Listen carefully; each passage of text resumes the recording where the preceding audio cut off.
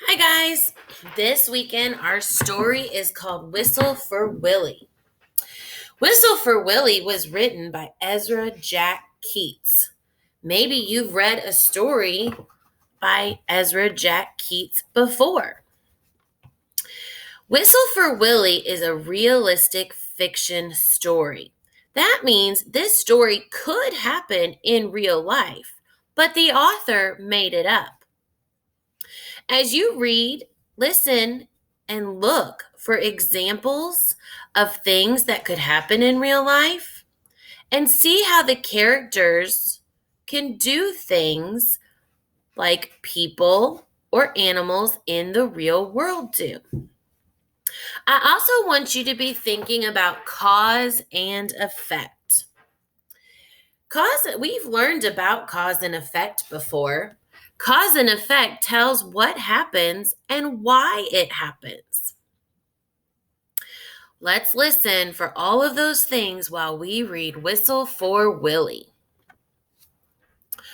Oh, how Peter wished he could whistle. He saw a boy playing with his dog. Whenever the boy whistled, the dog ran straight to him. On this page, as we think about cause and effect, what happened when the boy whistled for his dog? That's right, the dog ran straight to him. The cause was the boy whistled. The effect was the dog ran straight to him. Peter tried and tried to whistle, but he couldn't. So instead, he began to turn himself around. Around and around he whirled, faster and faster. When he stopped, everything turned down and up and down and around and around. What is the cause and effect on this page? The cause is that Peter began to turn himself around, and around. The effect was when he stopped, everything turned down and up and down and around and around. How did Peter feel? That's right, he felt dizzy.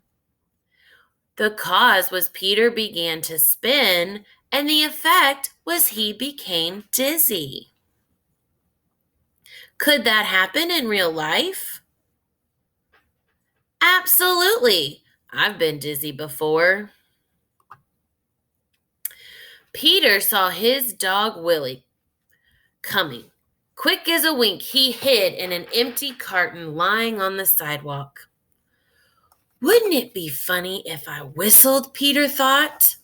Willie would stop and look all around to see who it was. Peter tried again to whistle, but he still couldn't. So Willie just walked on. Peter got out of the carton and started home.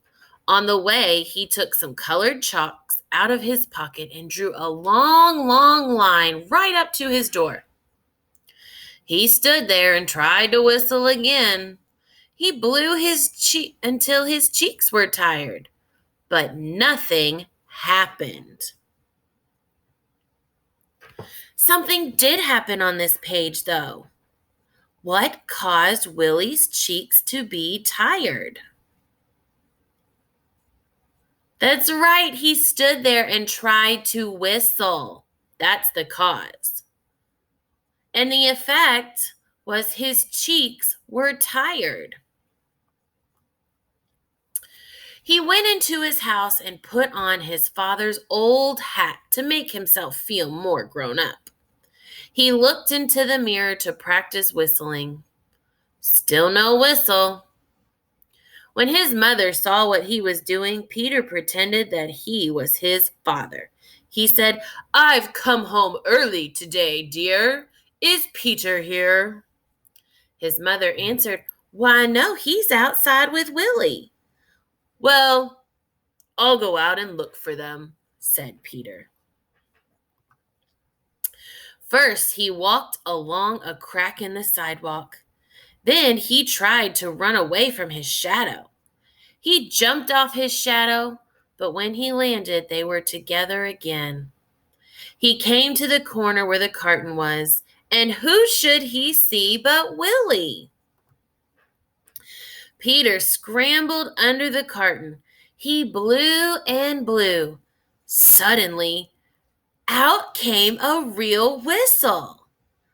Willie stopped and looked around to see who it was. What caused Willie to look around? That's right. Peter was able to whistle. That's the cause. The effect was Willie stopped and looked around to see who it was. It's me, Peter shouted and stood up. Willie raced straight to him.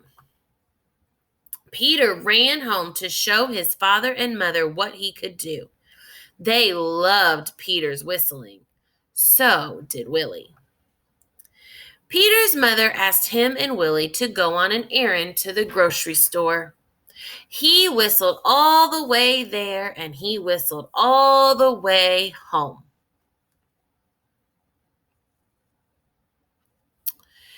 In the story Whistle for Willie, story events cause other events to happen. The cause is why something else happens. The effect is what happens next. I hope you enjoyed the story Whistle for Willie. I love Ezra Jack Keats. He is a great author.